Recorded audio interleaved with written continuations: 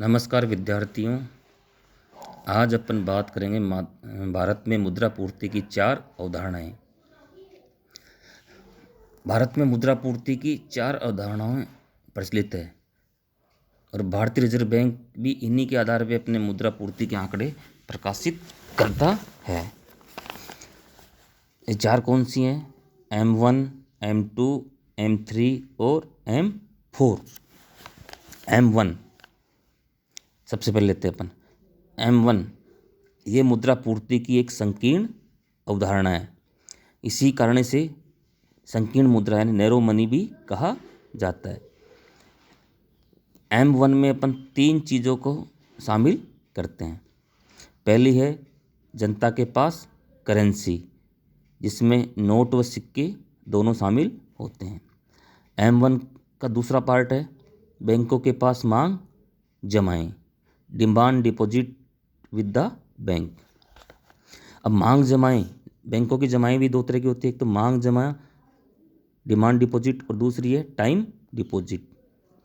मांग जमाएं वे जमाएं जिन्हें बैंक ग्राहक के मांगने पे तुरंत भुगतान करे, उसके लिए मना नहीं कर सकता। जैसे सेविंग बैंक में जो पैसा है वो मांग जमाएं हैं।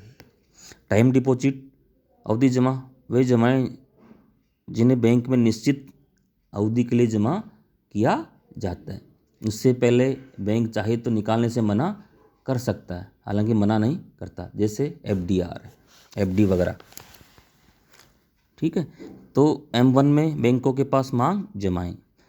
और M1 का तीसरा पार्ट है रिजर्व बैंक के पास अन्य जमाएं, जिसमें रिजर्व बैंक के पास अन्य जमाओं में जिसमें रिजर्व बैंक के पास विदेशी सरकारों, विश्व के अन्य केंद्रीय बैंकों तथा अंतर्राष्ट्रीय मुद्रा कोष IMF एवं विश्व बैंक वर्ल्ड बैंक की मांग जमाएं शामिल होती है।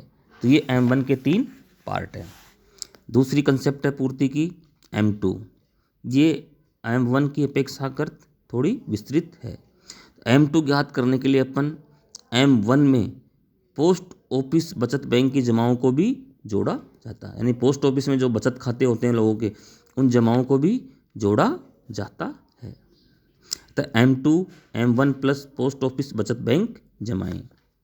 मुद्रा की पूर्ति का तीसरा कंसेप्ट है M3 और ये भारत में मुद्रा पूर्ति का काफ़ी प्रचलित एवं लोकप्रिय अवधारणा है।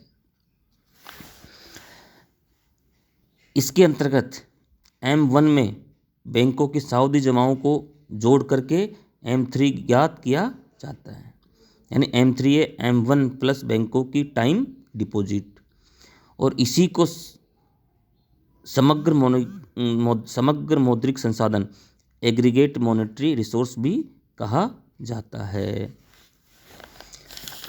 और मुद्रा पूर्ति की जो चौथी अवधारणा M4, ये काफ़ी व्यापक है, लेकिन मुद्रा की पूर्ति में इसका विश्लेषण और उपयोग ना के बराबर किया जाता है। यानी M4 ज्ञात करने के लिए अपन M3 में, जिसमें M3 में अपन ज्ञात करते हैं M1 प्लस बैंकों की टाइम डिपॉजिट, तो M3 में पोस्ट ऑफिस की कुल जमाओं को भी जोड़ा जाता है। तो इस तरह से अपन M4 प्राप्त कर सकते हैं।